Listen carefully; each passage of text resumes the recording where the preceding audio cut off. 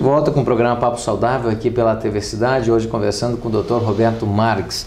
Doutor, vamos aproveitar o tempo aí para continuarmos essa nossa conversa sobre essa relação médico-paciente. E me vem aquele prospecto, enfim, aquele cenário melhor, do paciente que procura um médico, procura 2, procura 10, procura 15 e nunca acha uma doença dele. Será que pode ter algum erro na forma de lidar com esse paciente nesse momento? Ninguém acha a minha dor de cabeça. Veja, Gustavo, aí é que a gente tenta, num terceiro estágio lá dentro do nosso curso, e passar isso aos nossos alunos, e é onde a gente fala sobre a psicossomática, né? É que é exatamente isso que você está falando, é aquele paciente que procura vários profissionais, mas será que realmente essa dor de cabeça desse paciente era uma coisa orgânica? Era um problema orgânico? Será que não tem um fator, uma comorbidade que esteja associando, que esteja causando um problema dele em casa, um problema dele no trabalho, um problema dele com a esposa ou com os filhos, alguma coisa que esteja nesse momento causando essa cefaleia? Já usei um monte de remédio, ele não melhora, não melhora.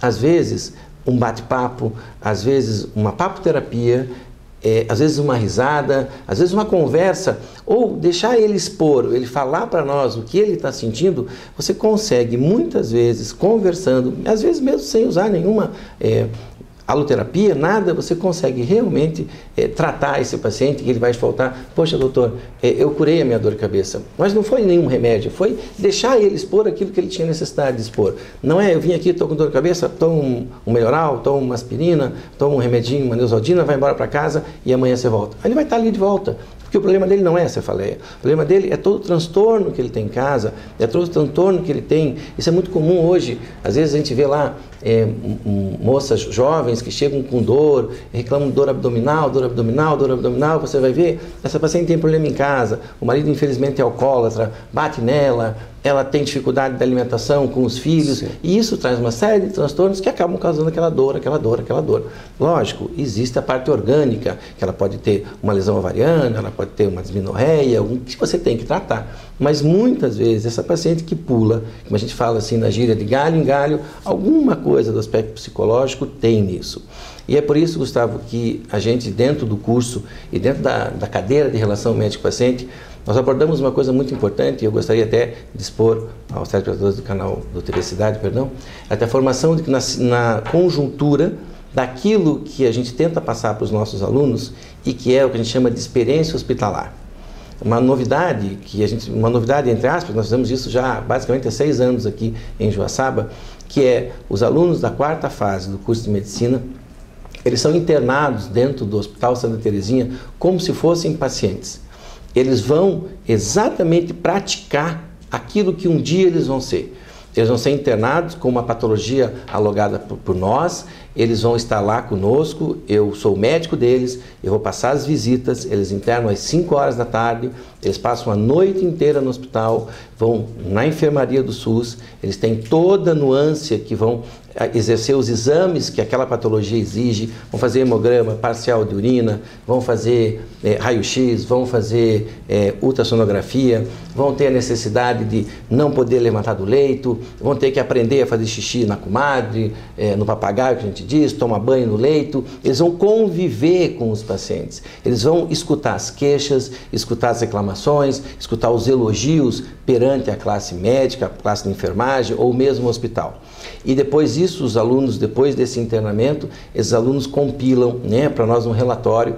Esse relatório junto comigo, com a professora Carmen Lúcia, nós olhamos esses relatórios e levamos a conhecimento da direção clínica, uma reunião desses alunos internados com toda a direção clínica do hospital, diretor clínico administrativo, chefe da enfermagem, chefe do pessoal de serviços gerais, e a gente tenta, com esse internamento, com as queixas e as colocações e também as coisas boas do hospital, perante os nossos alunos, para melhoria do atendimento da nossa população aqui no nosso hospital.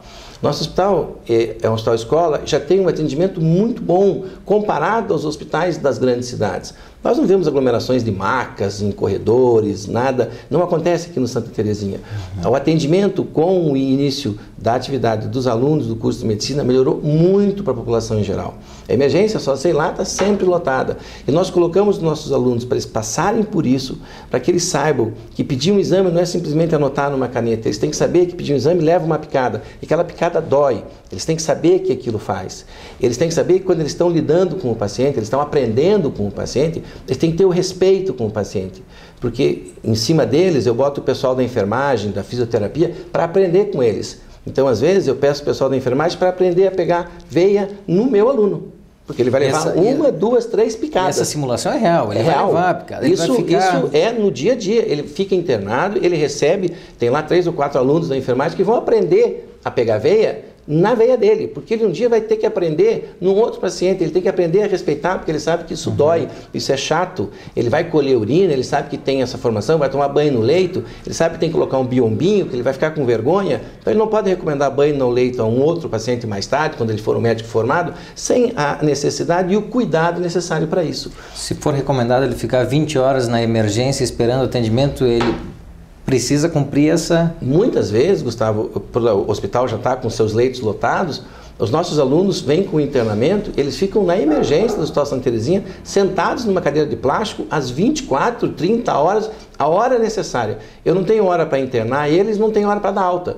Às vezes eu dou alta, eles não sabem a hora que eu passo. Eu passo, às vezes, de madrugada para vê-los, às vezes eu passo no horário normal, às vezes eu estou para dar alta ao meio-dia e só chego às 5 da tarde, para eles lembrarem que eles não podem esquecer que eles têm um paciente lá. Eles ficaram angustiados, com vontade de ir embora, loucos para ir para casa, e eles não foram para casa porque eu atrasei. Então significa que um dia eles têm que ter esse cuidado com o paciente deles também, que o paciente está com angústia de ir para casa, está com angústia de ver o médico. Às vezes a figura do profissional rir é o melhor remédio, ver seu médico muitas vezes é um bom remédio, conversar com o seu médico, explicar para ele o que está, como é que eu passei, perguntar para ele, ser examinado pelo meu médico, isso é importante, o paciente se sente bem. E eles passando por isso, eles veem essa necessidade.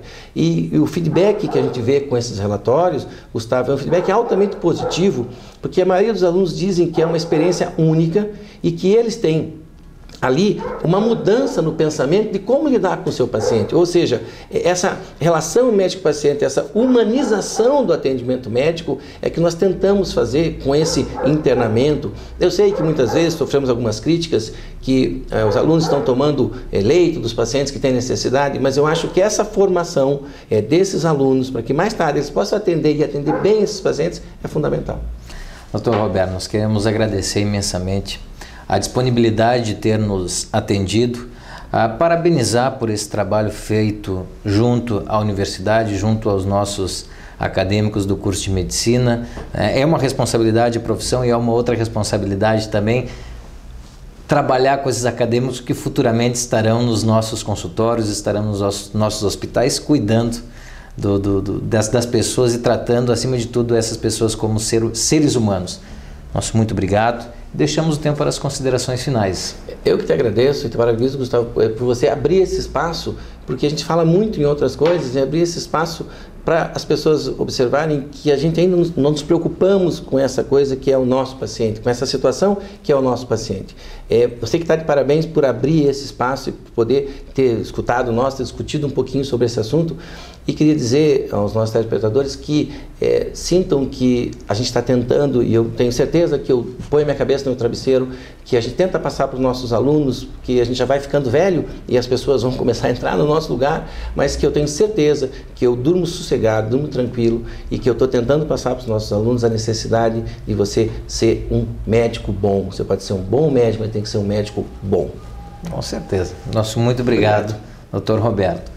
E nós ficamos por aqui com mais uma edição do programa Papo Saudável. Lembramos que você pode acessar o nosso site www.tvcidade.net. Ali você confere também as notícias que são atualizadas a todo momento sobre a nossa região e sobre o nosso estado. Voltamos na semana que vem. Um grande abraço e até lá.